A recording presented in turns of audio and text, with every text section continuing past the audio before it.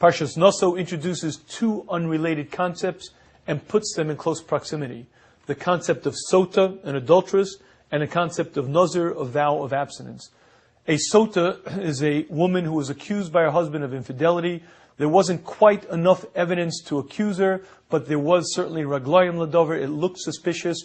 The Kohen takes the bitter waters of Mayim Amorim, gives them to her to drink. If in fact she was guilty, she dies. If she was innocent, then she's given bracha. She will have children if she couldn't have before. Immediately after that, the Torah tells us the parsha of Nazir. Nazir is a man who makes a vow of abstinence, separating himself from worldly pleasures, specifically wine. Rashi is bothered by the fact that these two parshas, these two topics, have nothing one to do with the other. Sota, an adulteress, has nothing to do with Nazir. Why does the Torah put them one next to the other? Rashi explains to us there is a lesson the Torah is trying to teach us. That if you happen to be a man on the scene, witnessing an adulteress given those waters to drink, you're supposed to then make a vow of abstinence. If you see the sota b'kukula, you should make the neder naziris. You should vow abstinence from physical pleasure, particularly wine. Why is that? Because how does sota get into trouble? Wine usually leads a person to frivolous behavior. If you saw the sota get into trouble, you should make a vow of abstinence. That's how Rashi explains the proximity. This Rashi is actually difficult to understand. Why? Because if wine is dangerous and will lead you to frivolous behavior, it's dangerous.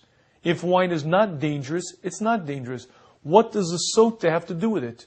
Why is it if you saw the sota, then you should make this vow of abstinence? If wine is dangerous, make a vow of abstinence. If wine is not dangerous, why does it matter that you saw the sota get into trouble? It's not dangerous. Why does a sota lead you to make a vow of abstinence?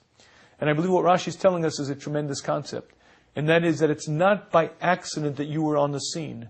Why is it that you were on the scene when the Kohen gave those bitter waters to the woman to drink? Because Hashem was orchestrating events and bringing them around for you to see this happening. Hashem wanted you to get the message. The message is, you see what happened to her? You too are in danger. Had you not been there, had you not seen it, wine may be dangerous, may not be dangerous. You don't necessarily have to make a vow of abstinence.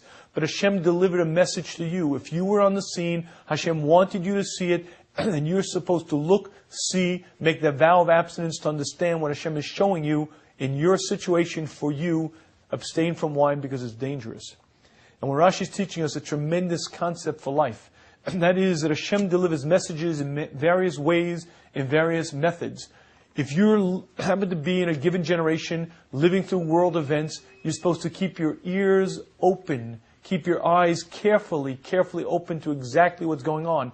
Oftentimes Hashem is speaking to you. Oftentimes Hashem is delivering to you a message. If you weren't there, if you didn't live through it, you didn't have to go and learn the lesson from it. But if you experienced it, if you lived through it, very likely Hashem wants you to learn that message, allow you to learn that lesson, and a person has to train himself to see, to understand, to keep his ears to the ground and listen to what Hashem is telling him.